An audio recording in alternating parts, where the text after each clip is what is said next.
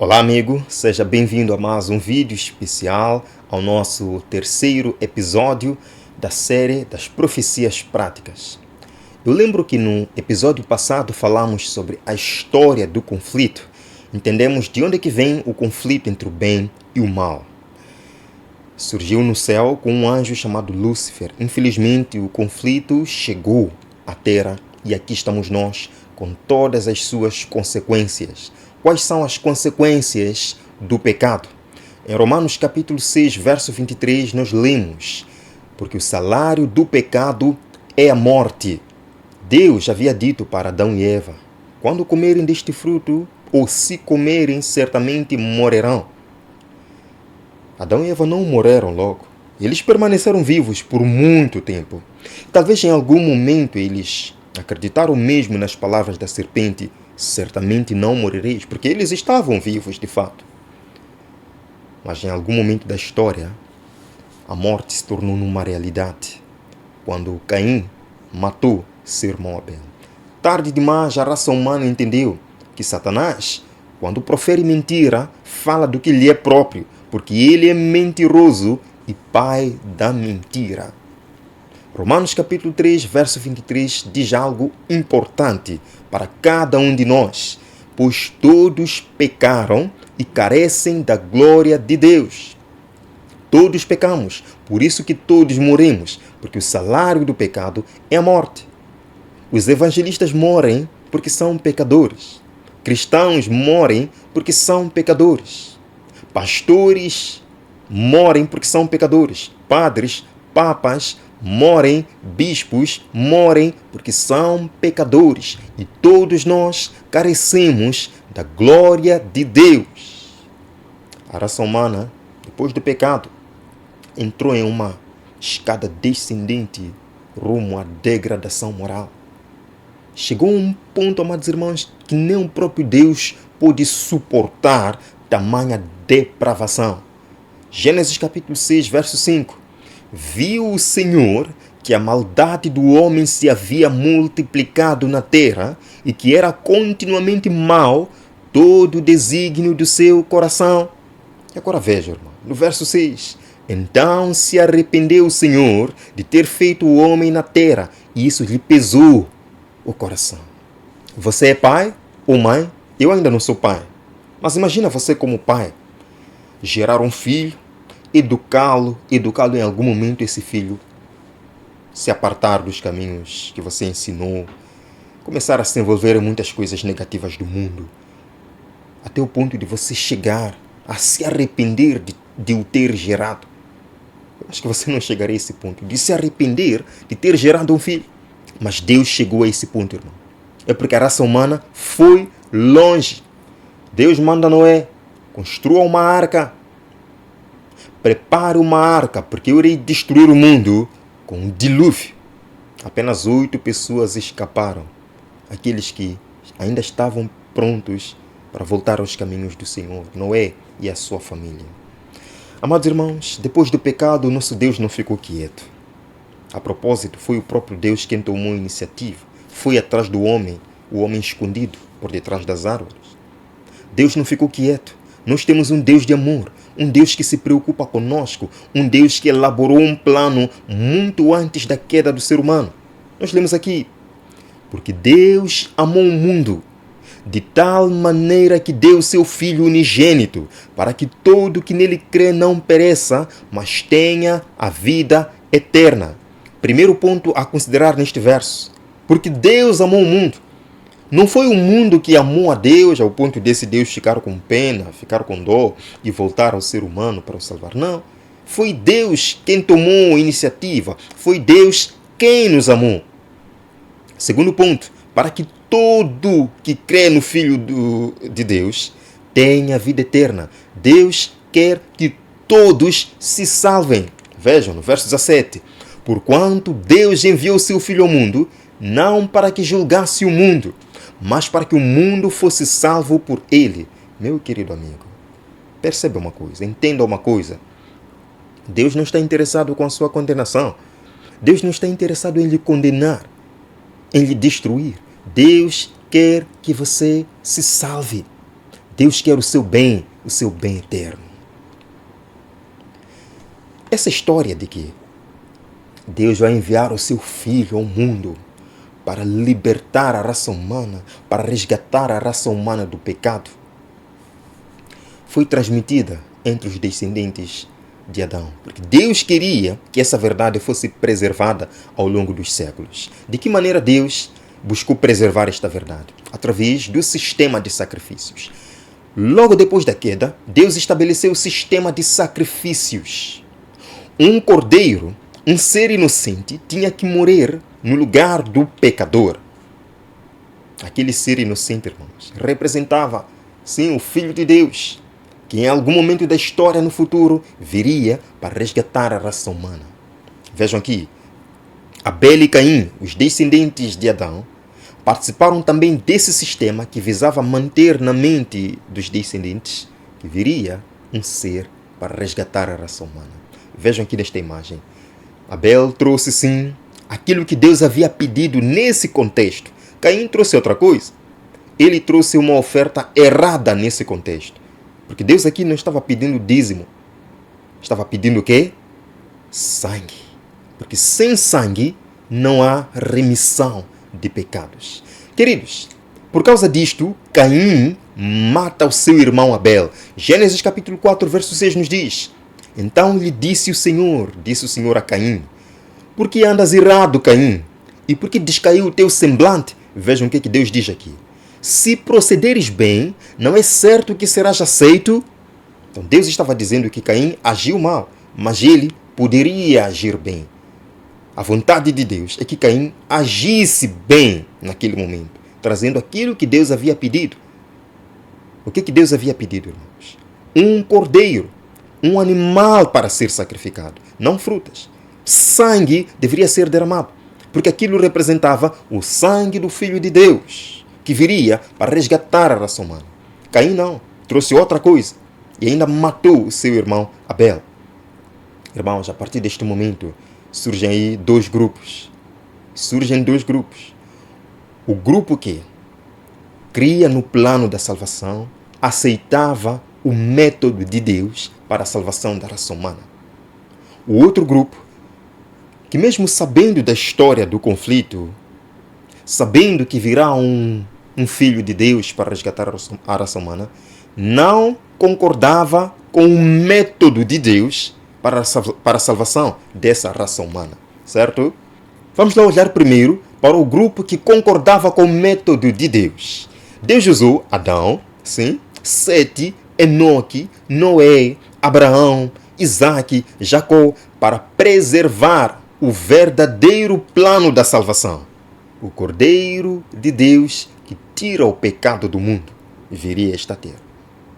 Por outro lado, Satanás usou os seus patriarcas para inverter, para negar o plano da salvação. Satanás usou Cam, Cush, Mizraim, Canaã, Nimrod e vários outros patriarcas satânicos para negar o plano da salvação. Vejam aqui sobre um dos descendentes de Noé, Cam, que negava o plano da salvação. A Bíblia diz que ele foi valente caçador diante do Senhor.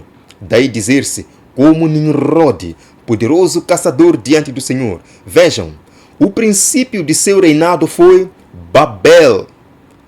Uma das grandes cidades que este Nimrod, que foi descendente dos patriarcas de Satanás, foi Babel, que mais tarde foi a grande cidade de Babilônia. Não só Babel, o Egito, a Assíria e vários outros povos que se tornaram pagãos por causa disto. Todos estes, a princípio, sabiam, acreditavam na existência de Deus, acreditavam ou sabiam de seu plano para resgatar a raça humana, mas negavam que? A solução. Negavam o método de salvação.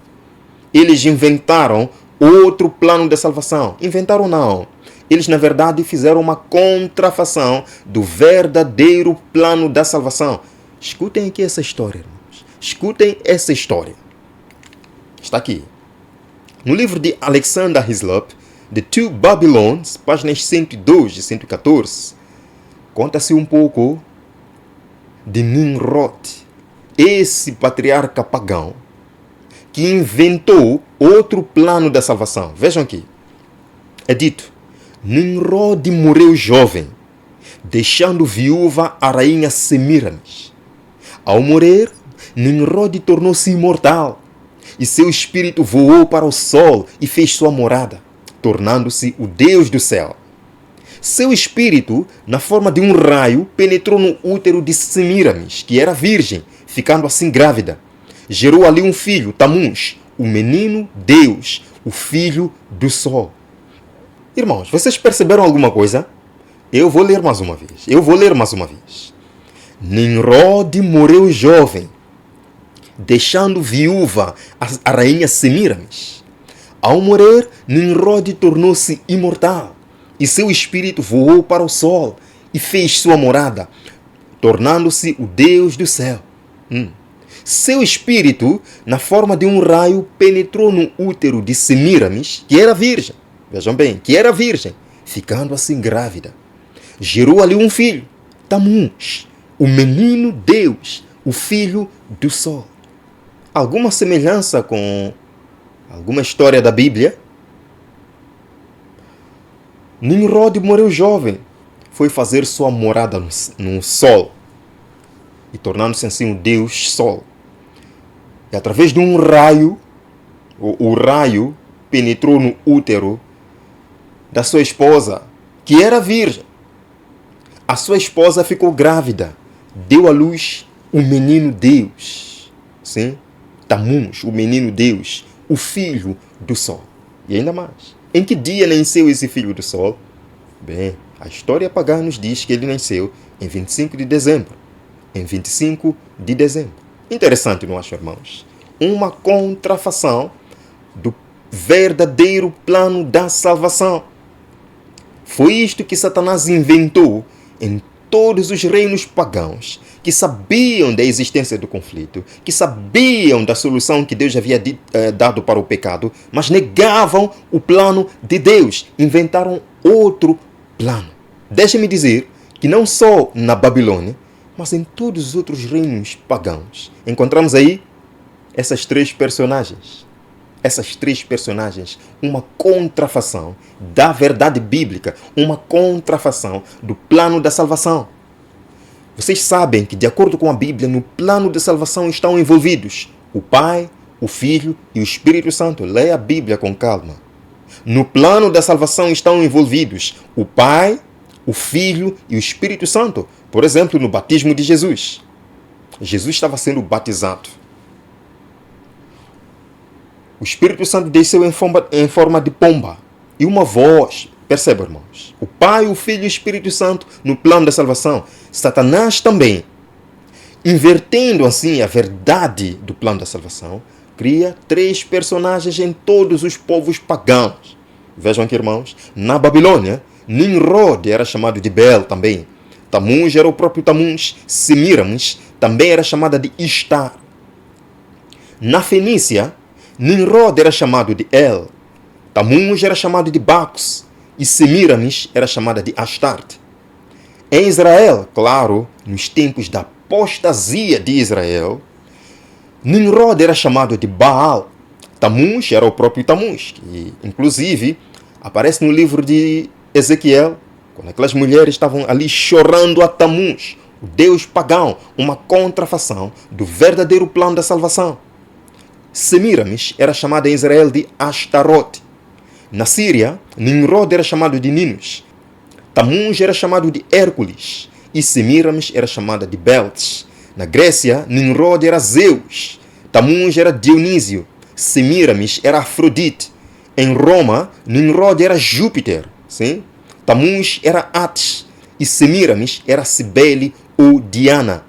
No Egito, meus irmãos, Nimrod era Ra ou Osíris. Tamuz era Horus e Semiramis era Ísis.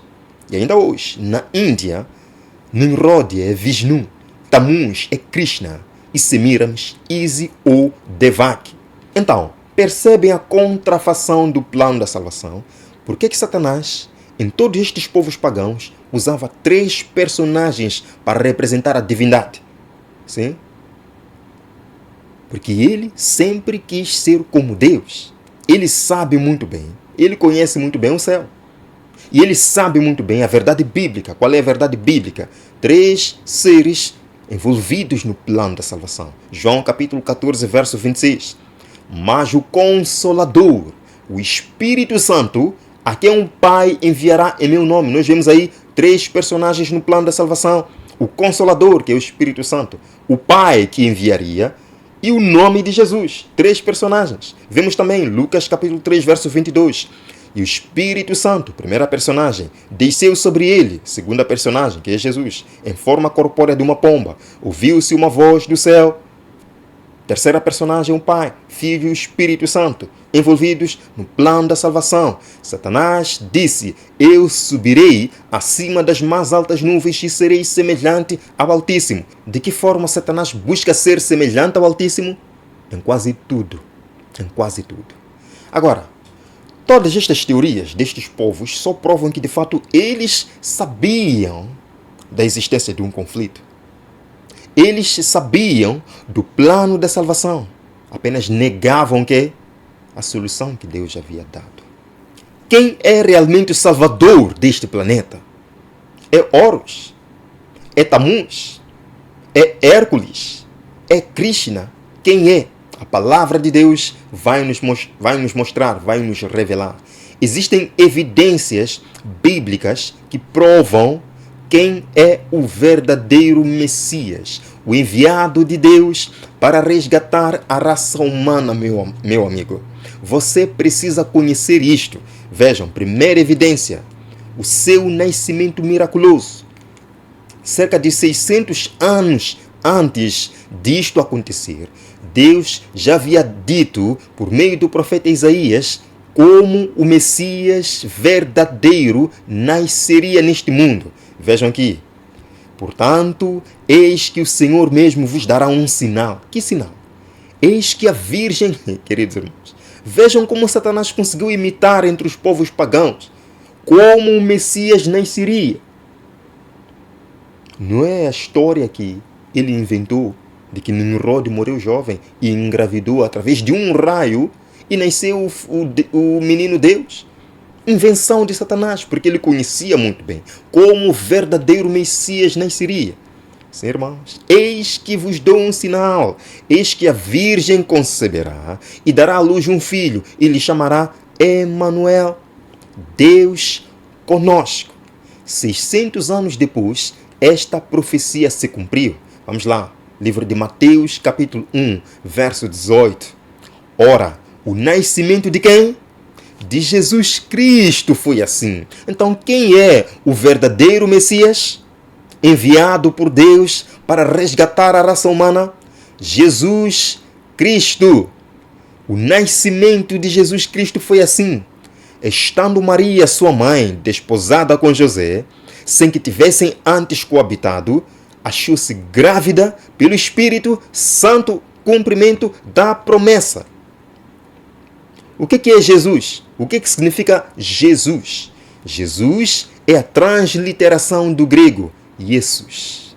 Jesus vem do hebraico Yeshua ou Jeushua, que é a combinação de 2 nomes, Já e Oshua. Irmãos, Já é contração de Javé ou Yahvé, enquanto que Oshua significa Salvador ou salvação.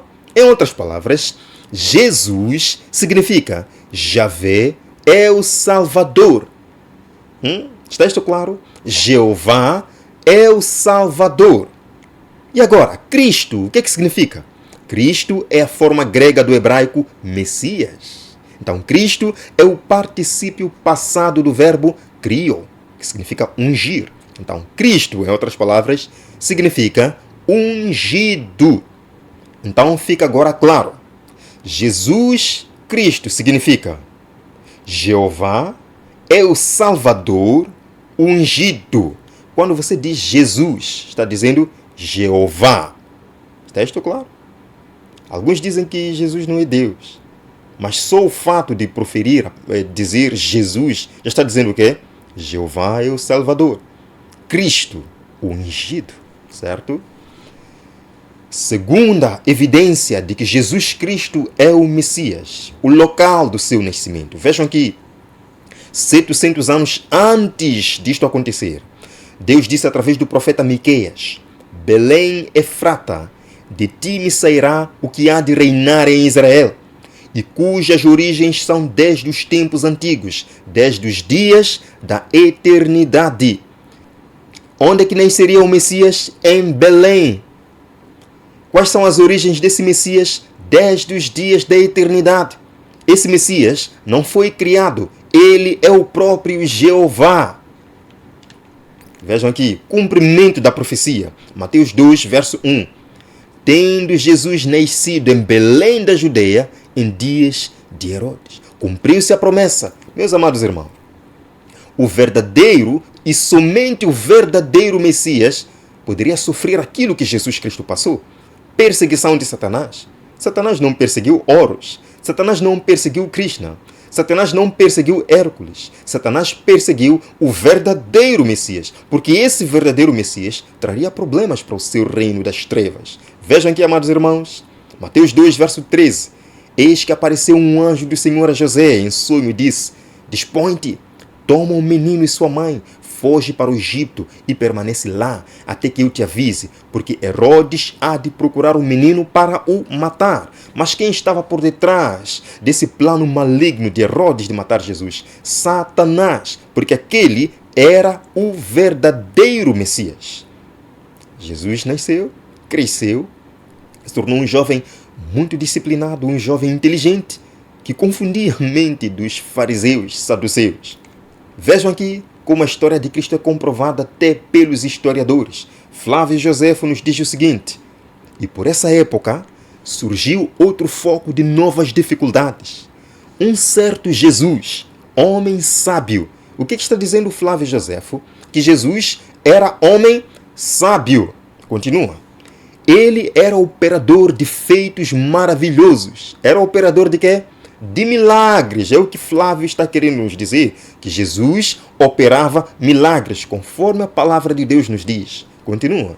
Jesus era mestre daqueles que recebem coisas estranhas com prazer. Ok.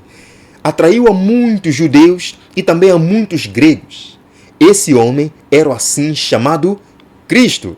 Uau! É bonito ver a história comprovando a existência e o ministério de Jesus Cristo. Jesus amava as crianças. Eu gostaria muito de ter vivido naquele tempo para ver o Salvador. Mas eu estou muito mais feliz em viver agora, porque verei Jesus voltando nas nuvens. Amém? Vejam aqui, irmãos, Mateus 13, verso 17. Pois em verdade vos digo que muitos profetas e justos desejaram ver o que vedes e não viram, e ouvir o que ouvis e não ouviram. Jesus está querendo nos dizer que todos os profetas do Antigo Testamento profetizavam dele, falavam dele, esperavam por ele, mas infelizmente não conseguiram. Mas aqueles do tempo de Jesus tiveram esse privilégio. Jesus foi enviado para o seu povo, mas o seu povo não o recebeu. Vejam aqui, porque todos os profetas e a lei profetizaram até João. Até João Batista, tudo era profecia. Desde João, irmãos, com o nascimento e o batismo de Jesus, a profecia se cumpriu. Certo? Vamos. O Verbo estava no mundo. O mundo foi feito por intermédio de Jesus Cristo. Mas o mundo não o conheceu, infelizmente. Até aqueles ditos conhecedores da lei, estudantes, não reconheceram Jesus na sua vinda, porque não estavam atentos às evidências que Deus deixou do verdadeiro Messias, irmãos. Vamos lá para a terceira evidência de que Jesus é o verdadeiro Messias, sua traição por um amigo. Vejam aqui, no livro de Salmos, centenas de anos antes disto acontecer, foi dito: até o meu amigo íntimo, em quem eu confiava, que comia do meu pão, levantou contra mim o calcanhar. É uma profecia de como Jesus seria entregue, como Jesus seria traído, através do seu amigo íntimo. Vejam aqui, cumprimento da profecia, João 13, verso 21. Em verdade vos digo, que um dentre vós me trairá. Jesus falando especificamente a quem? Judas Iscariotes, vejam, é aquele a quem eu der o pedaço de pão molhado. Cumprimento da profecia, exatamente. E ainda mais, outra evidência é o preço pago ao traidor para entregar Jesus Cristo. Vejam, Zacarias capítulo 11, verso 12. Pesaram, pois, por meu salário, quantas moedas? 30 moedas de prata. O preço de um escravo. Quanto dinheiro Judas Iscariotes recebeu dos sacerdotes para entregar Jesus? Vejam, irmãos, Mateus capítulo 26. Então, um dos 12 chamados Judas Iscariotes, indo ter com os principais sacerdotes, propôs: que me quereis dar, e eu vou-lo entregarei. E pagaram de quanto? 30 moedas de prata, exatamente como a profecia predisse. Jesus Cristo foi levado, foi traído. E diante de generais, governadores, lhe foi perguntado: o que é que você fez? Interessante que os próprios governadores não viram nada de errado, de mal em Jesus Cristo. Vejam, disse Pilatos aos principais sacerdotes e às multidões: não vejo neste homem crime algum. Eu pergunto, se Cristo não tinha crime algum, por que é que ele morreu? Pelo meu e pelo teu pecado, amado irmão. Flávio Joséfo nos diz que esse homem era o assim chamado Cristo. E quando Pilatos o condenara à crucifixão, mediante acusações feitas pelos principais líderes dos judeus, mais uma vez a história comprovando que de fato Cristo foi entregue pelos sacerdotes maus. Está aqui a história comprovando o que Jesus Cristo fez por nós na cruz do Calvário. Ele tomou sobre si as nossas feridas, as nossas enfermidades, as nossas dores. A morte que era para nós, Jesus tomou sobre si. Meu querido amigo, você não está entendendo isto. Eu e você merecemos morrer para sempre, porque o salário dos pecadores é a morte. Mas Jesus tomou a morte para si e deu-nos a vida que Ele merece. Continua. Ele foi transpassado pelas nossas transgressões e moído pelos nossos pecados. O castigo que nos traz a paz estava sobre ele, pelas suas pisaduras, pelas suas feridas, fomos sarados, fomos reconectados a Deus. Quando Jesus morre na cruz, algo estranho acontece na cidade de Jerusalém. Vejam, eis que o véu do santuário se rasgou em duas partes, de alto a baixo. Tremeu a terra, fenderam-se as rochas. Aquilo não era por acaso. Não foi um simples terremoto. Aquilo tinha um significado, irmãos. Todo aquele cerimonial, desde Adão e Eva, de sacrifício de animais, estava chegando ao final, porque todos aqueles cordeiros que foram sacrificados ao longo dos séculos representavam o Filho de Deus, que viria para dar a vida. Não há mais necessidade de sacrifício de animais. Satanás achou que manteria o corpo de Jesus para sempre fechado. Era esse o plano de Satanás, que Jesus não ressuscitasse mais. Mas ele perdeu, vejam, irmãos. Eis que houve um grande terremoto na manhã de domingo, porque um anjo do Senhor desceu do céu, removeu a pedra, sentou-se e disse: Filho do homem, levanta-te, o teu pai te chama. E Jesus ressuscita com poder. Jesus ressuscitou, meus amados irmãos. Jesus vive. Jesus intercede por nós agora junto ao Pai. Vejam, ele diz: eu sou o primeiro e o último, o Alfa e o Ômega, aquele que vive. Eu estive morto, mas eis que estou vivo pelos séculos dos séculos e tenho as chaves da morte e do inferno. Jesus tem a chave para ressuscitar você. Jesus tem a chave para te tirar da sepultura, porque ele também esteve morto, mas eis que está vivo para todo sempre. Queridos, com a ressurreição de Jesus, o governo de Satanás é abalado. Ele sente que tem pouco tempo, porque Jesus Cristo ressuscitou. Satanás sabe que no grande conflito entre o bem e o mal, ele é perdedor e tem dias contados. Vejam, irmãos, então ouvi grande voz do céu proclamando: Agora veio a salvação. Agora veio o poder, o reino do nosso Deus e a autoridade do seu ungido, do seu Cristo. Pois foi expulso quem? O acusador dos irmãos. Foi expulso Satanás. Aquele que nos acusa diante de Deus. Aquele que mostra os nossos defeitos diante de Deus. Foi expulso. Agora nós temos um advogado fiel. Temos um Salvador generoso, interessado em nossa salvação, não em nossa condenação. Nesse Salvador nós podemos acreditar, nesse Salvador podemos confiar a nossa vida.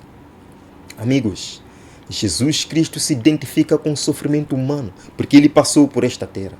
Jesus Cristo chora como nós choramos. Jesus Cristo sente a dor que você sente. E Ele está ansioso para abraçar-lhe. Ele está ansioso para lhe dar o colo. Vejam, amigos, João 16:33. Estas coisas vos tenho dito, para que tenhas paz em mim, disse Jesus. No mundo passais por aflições, mas tende bom ânimo, eu venci o mundo. Jesus está dizendo, sim, neste mundo você vai passar por aflição. Neste mundo você vai passar por tribulação e dor, mas tende bom ânimo, queridos. Jesus venceu. Nós precisamos apenas ter paciência e esperar. Já vencemos com Jesus. Amém. Vejam aqui. Vinde a mim, todos os que estáis cansados e sobrecarregados, e eu vos aliviarei. Venha a Jesus. Está você cansado? Venha a Jesus. Ele lhe dará descanso eterno. Se você é uma pessoa que está lutando com vícios, não consegue deixar, vá a Jesus. Ele lhe dará descanso e vitória sobre o pecado. Queridos, nós temos um Salvador que segurou na mão de Satanás. Um Salvador que detém Satanás. Vocês acham que Satanás não gostaria de destruir este mundo? Trazer guerra e sofrimento, asteroides? Ele quer, porque ele odeia as pessoas. Mas algo o detém. É o amor de Deus. É Jesus. Por que não amar esse Salvador? Por que não confiar nele? Se essa é a sua vontade de começar a ter um relacionamento com ele, eu o convido a esta oração. Obrigado, Jesus, porque nos chama nesta hora a um relacionamento mais profundo. Obrigado porque morreu na cruz pelos nossos pecados. Hoje estamos lavados. Hoje temos esperança da vida eterna. Temos esperança de voltar ao lar, de onde nunca deveríamos ter saído, o jardim do Éden. Tudo isto por tudo que você é. Guarda-nos, Senhor, na decisão que tomamos. Escreva o nosso nome no livro da vida. Em nome de Jesus. Amém. Deus o guarde, meu amigo. Eu verei no nosso próximo episódio, que será fantástico. Até breve.